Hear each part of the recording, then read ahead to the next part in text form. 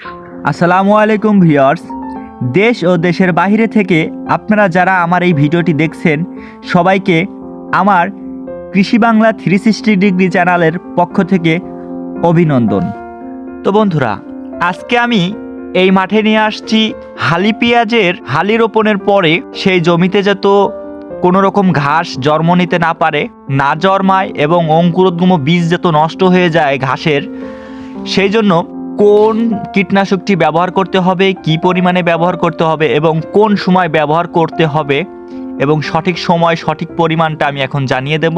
আপনারা আমার পুরো ভিডিওটি দেখবেন এবং উপকৃত হলে অবশ্যই চ্যানেলটিকে সাবস্ক্রাইব করে রাখবেন। এই কৃষক ভাইটি যে কীটনাশকটি প্রয়োগ করছে তার নাম হচ্ছে পানিডা। আপনারা সকলেই জানেন যে পানিডা অত্যন্ত কার্যকরী একটি ঘাস মারা বিষ হিসেবে পরিচিত।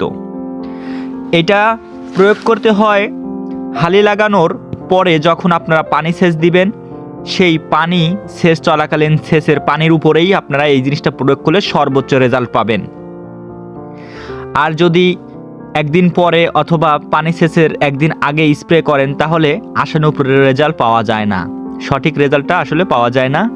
তো আপনারা যখন পানি সেচ দিবেন ঠিক ওই মুহূর্তেই এই হালকা সবুজ রঙের পানিটা কীটনাশকটি প্রয়োগ করে দিবেন, তাহলে আপনারা সর্বোচ্চ রেজাল্ট পাবেন। আর যখন পানিতে পা ধরে ঠিক ওই সময়, মানে হালির বয়স যখন 10 থেকে 15 দিন বয়স হবে, তখন আপনারা প্রথম স্প্রে দিবেন। সেটা হচ্ছে ছত্রাকনাশক। কার্বনডাজিম গ্রুপের জন্য আপনারা সর্বপ্রথম যে স্প্রেটা দিবেন সেটা হচ্ছে ছত্রাকনাশক বা কার্বনডাজিম গ্রুপের কীটনাশক।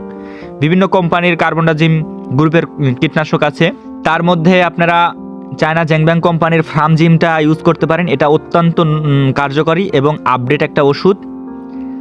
আর তারপরে আপনারা হালকা করে ছত্রাকনাশকের পাশাপাশি আপনারা দিতে পারেন একটু ভিটামিন জাতীয়, যেমন এসিআই কোম্পানির ফ্লোরা। তারপর আপনারা পেঁয়াজকে মোটা এবং সুস্থ সবল তাজা করার জন্য আপনারা ইউজ করতে পারেন বায়ার কোম্পানির লুনা। তারপর হচ্ছে অ্যামিস্টাটপ গ্রুপের আরও ওষুধ আছে, সেগুলোও ইউজ করতে পারেন। আমি এখানে দেখাচ্ছি যে হালি পেঁয়াজটি, এই যে সুন্দর লাইনের মাঝে যে হালি পেঁয়াজটি রোপণ করা হচ্ছে, এটা আমাদের পাবনা জেলার আমিনপুর বা হচ্ছে বিভিন্ন অঞ্চলে খুবই নামকরা একটি বীজ। সেই হালির নাম হচ্ছে সুপার কিং বা সুপার কুইন। তো এটা খুবই নামকরা, এখানকার খুব প্রচলিত। এটা বিঘাতে প্রায় 80 থেকে 90 মণ ফলন আমরা পেয়ে থাকি।